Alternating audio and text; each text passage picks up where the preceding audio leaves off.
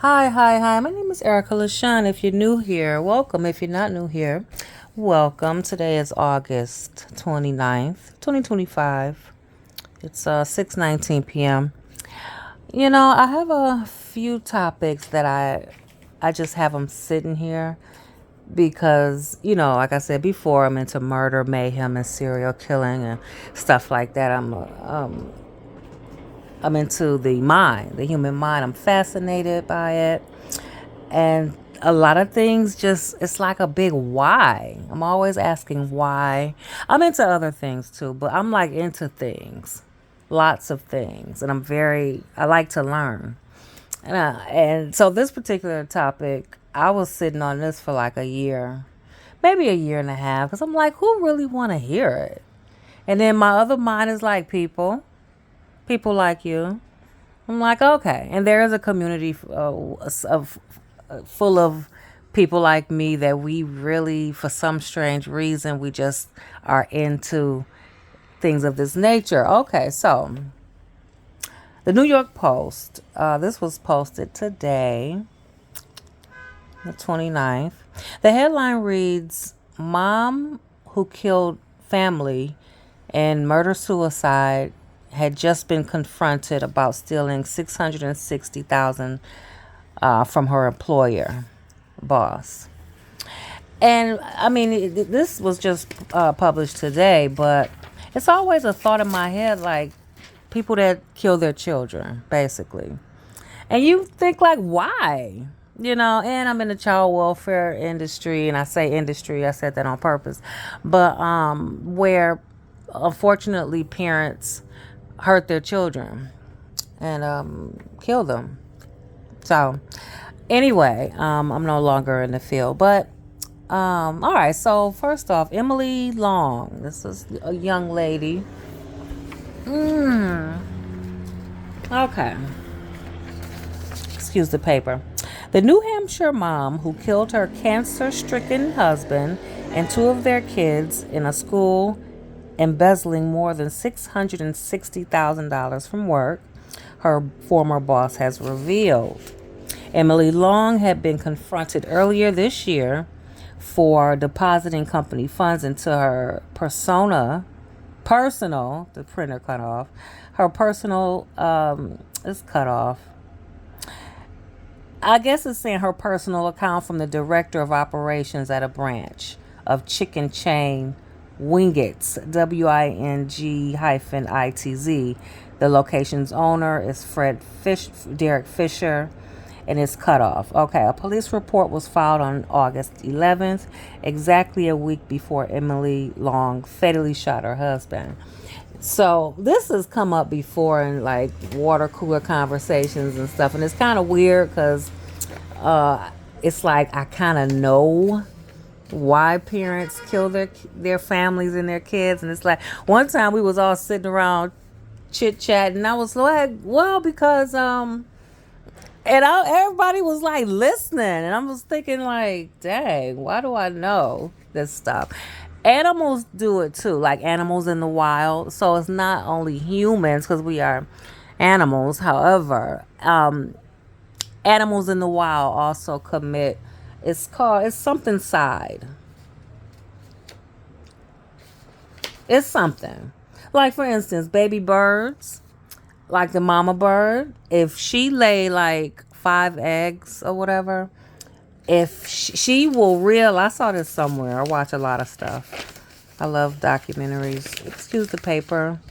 But if the mommy bird realizes that she can't feed all of her kids, she'll toss one out. Some species will eat one or something like that. So it's very common in the wild. Let's see. All right, so here, let me see. 1, 2, 3, 4, 5. It's about 5 reasons why. I think there's a sixth reason. However, so for me, it's kind of like, oh my God, why? Why would you do that? Well, here's why. Let's go into it. So, okay, so this is her. Oh, this is the boss, quote unquote. I felt I had no other option than to go to law enforcement, Fisher said. Quote unquote, we noticed there was a lot of handwritten checks being deposited into her bank account. And here it is, a picture of her. I guess it's on Instagram or Facebook or something, and the caption at the top reads, watch me brag about my husband for 7 minutes. And somebody put the signs were there. I don't know. Anyway, Fisher told police he was going through the company's finances with an accountant in June when they saw several alarming discrepancies with cash deposits that never appeared in the company accounts. More than $660,000 were taken starting in January 2023, long before Long's husband, Ryan Long, cut off something. He got a cancer, according to the WMUR. The chicken branch owner confronted Emily Long about the missing money in June, but she of something is cut off, whatever. He asked her to provide 3 months of bank statements, which she finally handed over on August something. Okay, that's the boss. So back to all right, it's called there. Okay, so here are some of the reasons in case you want to know. If you're not interested, this is my disclosure. If you're not interested, I should have said this in the beginning. My very, very, very first YouTube video, I laid out the ground rules. And one of them was like, listen, it's my channel. I can say what I want, and if you don't like it, the door.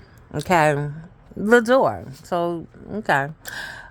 Now, some contributing factors.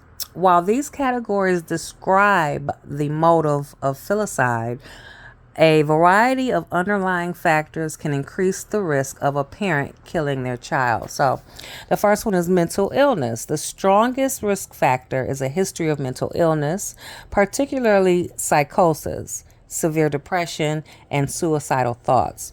Second one, stress and social isolation. High levels of stress, poverty, unemployment, and social isolation are also common factors. Many filicide perpetrators have a limited social support network and experience financial difficulties. 3, personal history of abuse. Many mothers who commit filicide or falicide, I don't have my girl here, have a history of abuse, including physical, sexual, and emotional abuse. Next one, intimate partner violence.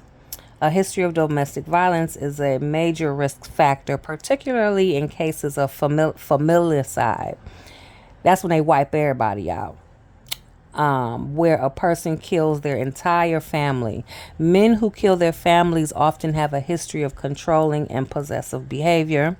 And the last one, relationship problems. Conflict with a partner, including separation or divorce, is a significant trigger for some filicides or falicides. FILICIDES. Some cases of familicide are perpetrated by a partner leaving or threatening to leave. One they leave out, because I was reading something else. Oh. Okay. So let's take it step by step. So these are risk factors.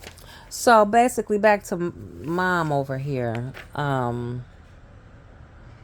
Okay, the boss is still talking. He had no idea where the money went.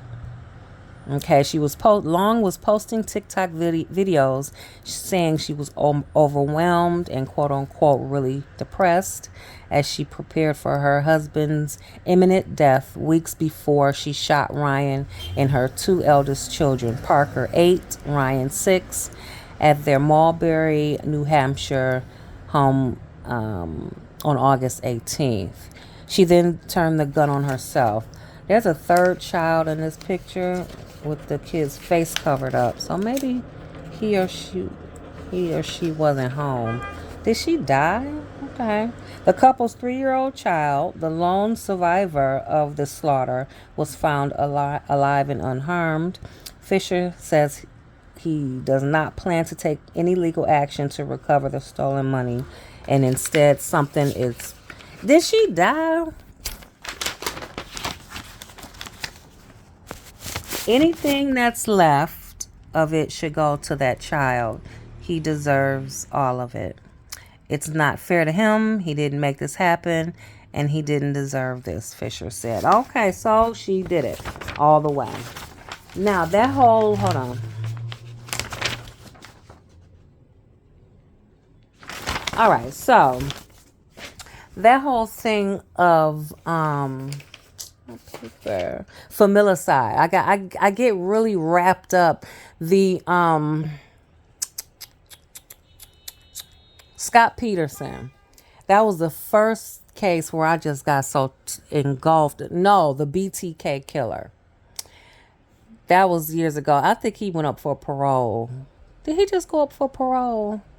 Anyway, they get denied every time when they go up. But the BTK killer was the first serial killer that I just kind of just got into the point where I scared myself. So that was my first introduction into murder, mayhem, serial killers, and it just went rampant. And I can't wrap my mind around it because it's like, what type of person sits around Jeffrey Dahmer, all that stuff? You sit around and you just be like, oh, I just wanna eat them. Stuff like that. It's this one story I'm sitting on. I've been sitting on this one for like 2 years. So I'm like, nobody wants to hear that. I'm gonna do it. Screw it. Somebody want to look. I don't care if nobody want to listen. The door. But it's this. Okay, I ain't gonna spoil it. It's this guy. He's still alive in jail. He's still alive in jail. He put an ad in the paper and asked somebody, "Can I eat you? Like, really, can I cook you and eat you?" And somebody said, "Me." This is all real. I had to throw the papers away, but I can reprint. So I was like, "Me." And it was a whole thing, and they did documentaries, films, all of it. It's okay. And the gag is this fool to present day is still in jail. And guess what? He a vegetarian. Vegan. He's a vegetarian now. Yeah. Moving forward. Okay, the risk factors. It goes into some other stuff. All right. So there are different categories. Oh, Scott. Okay, so the BTK, which stands for bound, torture, and kill. He named himself that, by the way, and that was part of his spiel. He liked to bound, torture, and kill, and he looked like Joe Blow down the street, and he was so ego driven he got himself caught. Look it up. He was like, "Why y'all ain't talking about my murder no more?" And he sent something out and they traced it back and whatever. So that was my first experience getting all in. I watched trials. I'm that girl. I'll sit and watch a whole trial. Then it's Scott Peterson. He's in jail too. Killed his wife on Christmas Eve with their baby in her belly. So those are, and then the latest one, I forgot his name. That's my newest one. He in jail too. Killed the mama and the 2 daughters. But familiar side. There are, let's see, categories. All right. These are some other categories about why people kill their kids. Okay. Motives for parents. Oh, these are the reasons. So I just went through the risk factors. These are the reasons. Motives for parents killing their children, a crime known as filicide, fall into several categories and are often linked to severe mental issues, personal history, and intense stress. We said that. While it is a rare occurrence, studies have identified 5 common reasons for filicide. I need my girl, filicide. Categories include fatal maltreatment. This occurs when a child's death is the unintentional result of severe abuse or maltreatment. It's intentional too. Anyway, the partner may not have set out to kill the child, but the abuse they inflicted becomes fatal. This can sometimes involve Munchausen syndrome by proxy, a disorder in which a caregiver fabricates or induces illness in a child. So, right, let me stop right there because sometimes it is intentional. And you know what? Okay. Okay. Okay, let me see. They may not really want to kill them. However, withholding food and things of that nature, it's a form of punishment. Um yeah, they kind of do it. They be like, "Ooh, oops." But sometimes they do it on purpose. I don't care. All right, next. Okay. Acutely psychotic. In these cases, a parent who is experiencing acute psychosis, such as command hallucinations, kills their child without a rational motive. Postpartum psychosis is a specific example and is most often associated with altruistic or psychotic motives. Altruistic. So that is when, driven by a severely disturbed or depressed state, a parent may kill their child out of quote unquote love to relieve them of perceived or imagined suffering. So you may see that with what's that mother? Dang, she had the glasses with the long hair. She killed all 6 of them, drowned them in the tub, and laid them out in the living room in order. And the last one struggled. They could tell the last one fought for his life. But she was psychotic, and she wanted to go, and she wanted her children to go with her. So like that, or the dad. I was reading some article or something where the father, the husband, he'll do the entire family because like he may be in debt, lost his job, and he doesn't want anyone else to he doesn't want his family to be a burden on anyone else or society. That's altruistic. They just kind of, it's like, I'm doing the right thing, I'm gonna do the right thing. Okay, so under altruistic, murder suicide. Sometimes a suicidal parent, most often a mother, believes it will be cruel to leave her children behind in a cruel world and kills them before taking their own life. And then under that, protecting from a fate worse than death. In some cases, a parent may believe that their child faces a real or imagined fate so terrible that killing them is the only loving option. All right, another category is unwanted child. Some parents view their child as an obstacle to their personal goals and they resent them. This can occur if the parent prioritizes a new partner who doesn't want children, or if the parent feels the child is holding them back from other opportunities.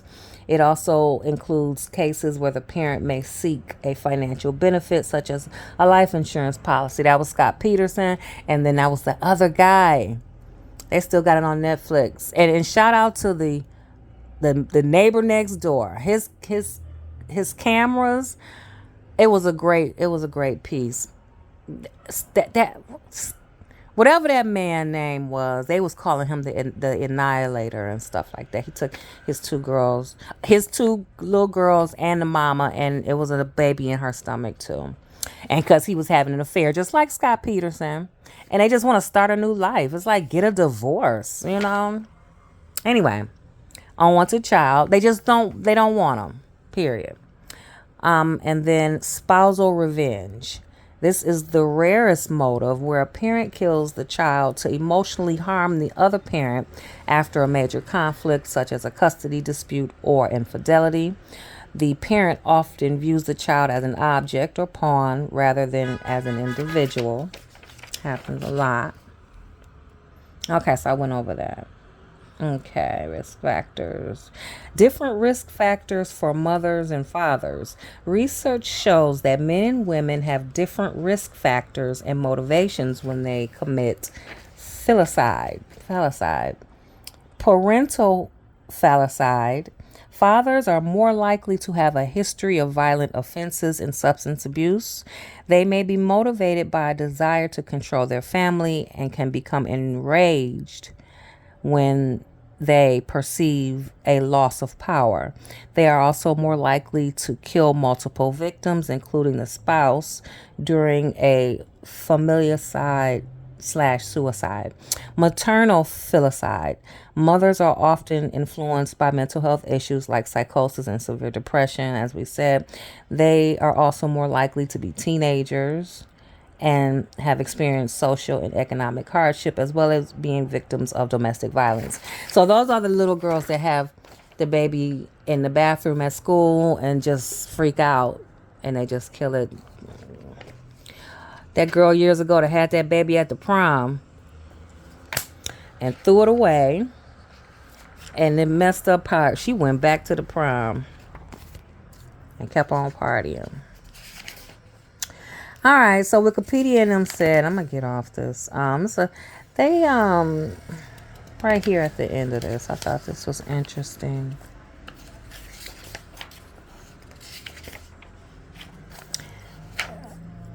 There are well-known people that have done this.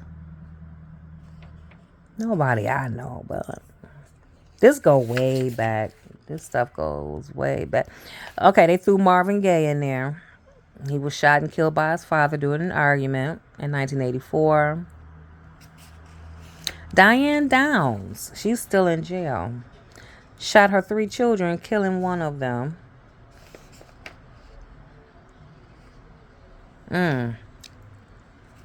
Some of these other ones go way back to 1913 and stuff like that. Mary Cowan, Cowan, murdered her children. Her photo was, somebody drew her photo. That's how old it is. All right. Constantine the Great, who executed his son for unknown reasons. All right, anyway. So, yeah, it's just like, why, psychologytoday.com has something, but I don't feel like it. It's the same stuff. It's a lady in Detroit. They call her the freezer mom. I watched her whole trial too, and she kept the 2 kids in the freezer, in the deep freezer that was in the kitchen. She kept them there for like 2 years. And that child was so crazy. She was telling the judge, "I'll do it again if I could," because her mom, she thought her kids were, I think she was the devil. And anyway, so that's about it. Yeah, psychologytoday.com is talking about the same stuff. But anyway, yeah, unfortunately, it goes down. And it's unfortunate. And it's disgusting. And that's it. I don't want to get too heavy or whatever. All right. My name is Erica LaShawn. Please like, share, and subscribe. Thanks. Bye.